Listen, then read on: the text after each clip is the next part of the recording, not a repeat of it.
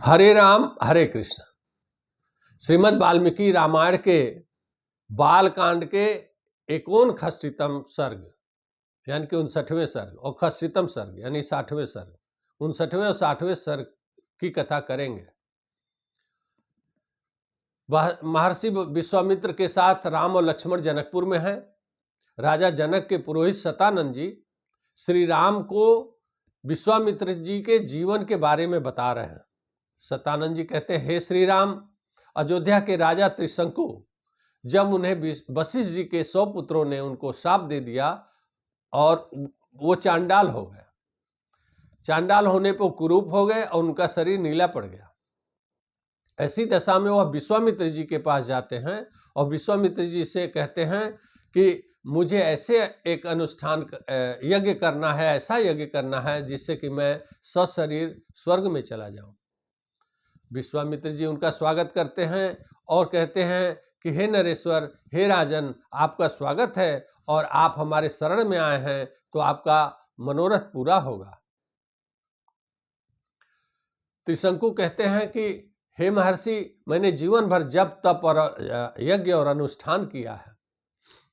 अब मैं चाहता हूं कि एक ऐसा यज्ञ करूं जिससे कि आप मुझे सशरीर स्वर्ग भेजने वाला यज्ञ करा दीजिए। विश्वामित्र जी कहते हैं कि ठीक है, मैं ऐसे महर्षि और ब्राह्मणों को मैं बुलाता हूं जो इस यज्ञ को कराने में निपुण हैं। हे राजन, अब आप मेरी शरण में आए हैं तो आप एक धर्मात्मा राजा हैं, आपका मनोरथ अब सफल होगा। विश्वामित्र जी अपने चारों पुत्रों को बुलाते हैं और उन्हें यज्ञ की तैयारी करने का आदेश देते हैं। मैं यहां उल्लेख करना चाहूंगा कि विश्वामित्र जी के 100 पुत्रों को वशिष्ठ जी ने भस्म कर दिया था। उसके पश्चात एक ही पुत्र बचा था जिसको विश्वामित्र जी ने अपनी राजगद्दी दे करके और वन में तपस्या करने चले आए थे। दक्षिण दिशा में आकर उन्होंने आश्रम बना करके वो तपस्या कर रहे थे और उनकी रानी भी उनके साथ थी। विश्वामित्र जी को 4 पुत्र यहाँ आश्रम में फिर 4 पुत्र उत्पन्न होते हैं जिनका नाम हविष्पंत, मधुष्पंत, दृढ़ नेत्र और महारथ था। उन चारों पुत्रों को बुलाकर विश्वामित्र जी ने यज्ञ की तैयारी करने का आदेश दिया। उधर अपने सारे शिष्यों को विश्वामित्र जी ने चारों दिशाओं में भेजा। उन्होंने अपने शिष्यों से कहा कि जितने ऐसे ऋषि, महर्षि और ब्राह्मण हैं जो इस यज्ञ को कराने में सक्षम है या इस यज्ञ में शामिल होने में सक्षम है, उन्हें मेरा संदेश दिया जाए कि सबको इस यज्ञ में आना है। और यदि कोई इस यज्ञ की अवहेलना करता है, चाहे वो जिसको संदेश दिया गया वो या जिसे संदेश ना भी मिला हो, और वो इस यज्ञ की अवहेलना करता है तो मुझे आप लोग लौट करके मुझे बताएंगे। सभी शिष्य चारों दिशाओं में जाते हैं और वो ऋषि, महर्षि और ब्राह्मणों को निमंत्रित करके और लौट के आते हैं। शिष्यों ने बताया विश्वामित्र जी को कि हे मुनीश्वर, चारों दिशाओं से ब्राह्मण, ऋत्विज और ऋषि, महर्षि इस यज्ञ में शामिल होने के लिए आ रहे हैं, लेकिन वशिष्ठ जी के 100 पुत्र जो हैं उन्होंने मना कर दिया। और एक महर्षि है जिनका नाम है महोदय। महोदय नाम के महर्षि ने भी इस यज्ञ में आने से मना कर दिया। विश्वामित्र जी पूछते हैं कि उनका क्या कहना है, उन्होंने क्यों मना किया, उन्होंने ऐसे अवहेलना की क्यों की और क्या कहा। शिष्य बताते हैं कि विश्वामित्र जी के पुत्रों ने और महोदय ने कहा कि एक चांडाल द्वारा कराए जा रहे इस यज्ञ में शामिल होना उचित नहीं है, और जिस यज्ञ का आचार्य क्षत्रिय हो उस यज्ञ से, विश्वामित्र जी के पालित होने से हमें कोई स्वर्ग नहीं मिलना है। ऐसे यज्ञ में शामिल होना उचित नहीं है। ऐसे यज्ञ में हम शामिल नहीं होंगे। विश्वामित्र जी क्रोध से उनके नेत्र लाल हो जाते हैं और वो उसी क्षण जो है वो क्रोध में शाप देते हैं कि मेरे इस पवित्र उद्देश्य को जिन लोगों ने दूषित मन से देखा है, दूषित दृष्टि से देखा है और इस पे दूषित टिप्पणी की है, वो तत्काल भस्म हो जाए। यदि मैंने तपस्या की है मेरे योग बल से, वो तत्काल भस्म हो जाए। और भस्मीभूत होने के पश्चात वो मुष्टिक नामक चांडाल प्रजाति में उनका जन्म हो, जो कुत्ते का मांस खाते हैं और मुर्दे की पहरेदारी करते हैं। ऐसे चांडाल प्रजाति में उनका जन्म हो। तथा महोदय नामक महर्षि को वह शाप देते हैं कि वह महोदय ने मेरे इस संदेश पवित्र उद्देश्य की अवहेलना की है और निंदा की है, इसलिए वह दूसरे की हिंसा करने में प्रवृत्त निषाद जाति में उसका जन्म हो, ताकि वह जीवन भर दूसरे की हिंसा करे और दुख भोगे। इतना कहके विश्वामित्र जी ने शाप दे दिया और वो लोग भस्म हो गए।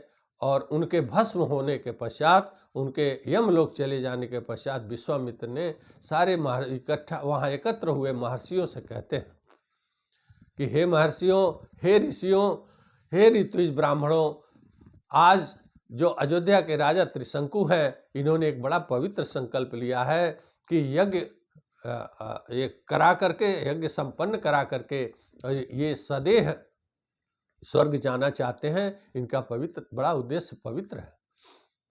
सभी ऋषि मुनि और ब्राह्मण आपस में वार्तालाप करने लगते हैं कि यह विश्वामित्र जी का आदेश है, अगर उनकी बात हम लोग नहीं मानते हैं, जैसा कि उन्हें यह कार्य कठिन लग रहा था, यज्ञ कठिन लग रहा था, लेकिन अगर हम बात नहीं मानते हैं तो विश्वामित्र जी क्रोधित होकर हमें भी शाप दे देंगे। इस डर से सभी ब्राह्मण, सभी ऋत्विज, सभी ऋषि महर्षि यज्ञ को संपन्न कराने में लग जाते हैं।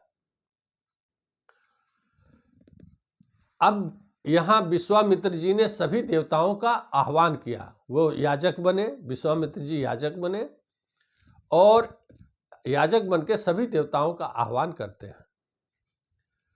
आह्वान के पश्चात भी सभी देवता उसमें अपना भाग लेने के लिए यज्ञ में नहीं आए। इससे विश्वामित्र जी क्रोधित हो जाते हैं और क्रोधित होने के बाद वह कहते हैं कि हे नरेश्वर, हे राजन, तुम अब मैंने जो भी जीवन भर तपस्या किया है उसका अगर पुण्य अर्जित होता है, उस पुण्य से और इस यज्ञ को के पुण्य से, दोनों के फल से अब तुम सीधे स्वर्ग में जाओ। इतना कहते ही राजा त्रिशंकु सशरीर स्वर्ग में पहुंच जाते हैं। वहां जाने के पश्चात जब इंद्र ने देखा कि यहाँ पे त्रिशंकु आ गए हैं, तो कहते हैं, राजा इंद्र ने आवाज लगाई कि ठहर जा, ठहर जा राजा त्रिशंकु, तू चांडाल हो चुका है, गुरु के शाप से तू चांडाल बन चुका है, तेरी जगह, तेरा स्थान अब स्वर्ग में नहीं है, तू लौट जा, लौट जा, तुझे लौटना होगा और तू जा औधे मुंह पृथ्वी पे गिर जा। इतना इंद्र के कहते ही त्रिशंकु स्वर्ग से औधे मुंह पृथ्वी की ओर गिरने लगते हैं और त्राहि त्राहि वो विश्वामित्र को पुकारने लगते हैं और त्राहि त्राहि चिल्लाने लगते हैं। विश्वामित्र जी ने कहा कि त्रिशंकु ठहर जा, ठहर जा। तो आधे रास्ते में वो स्वर्ग से गिरते हैं और पृथ्वी पहुंचते नहीं है, बीच में ही राजा त्रिशंकु लटक जाते हैं। अब विश्वामित्र जी इतने क्रोधित होते हैं कि उन्होंने नए नक्षत्रशालाओं का निर्माण कर दिया और नए स्वर्ग का निर्माण करने लगे, जिसमें इंद्र की पदवी ना हो। साथ ही नए देवताओं का भी निर्माण करना उन्होंने प्रारंभ कर दिया।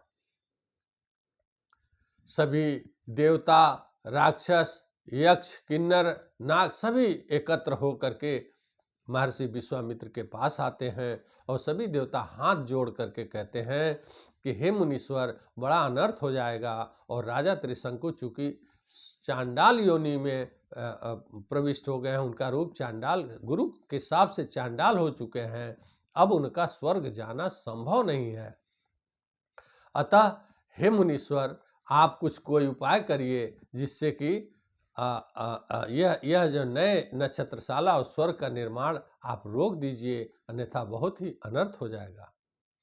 तब विश्वामित्र जी कहते हैं कि हे देवताओं, मैं चाहता हूं कि राजा त्रिशंकु को देवता का स्थान मिले, एक नक्षत्र का स्थान मिले, और जो नक्षत्र का निर्माण मैंने कर दिया है उनको जब तक पृथ्वी रहे, जब तक सृष्टि रहे, उनको मान्यता मिले, और जिन नए देवताओं का मैंने निर्माण कर दिया उनको भी जब तक सृष्टि रहे तब तक उनकी मान्यता मिले। इस पर आप लोग अनुमोदन करिए।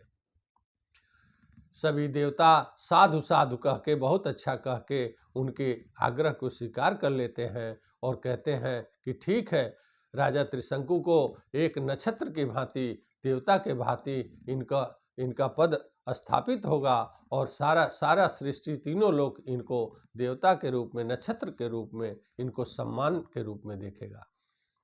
और जितने नक्षत्रशालाओं की आपने स्थापना की है, सभी नक्षत्रों को उसी स्वरूप में सृष्टि, तीनों लोकों के लोग उसी रूप में जानेंगे।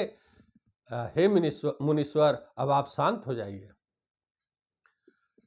महर्षि विश्वामित्र इतना सुनने के पश्चात वह शांत हो जाते हैं और सभी देवताओं को अपने स्थान को लौट जाने के लिए आग्रह करते हैं। 59वें 60वें सर्ग में कथा बस इतना ही। अगली कथा हम 61वें सर्ग की करेंगे।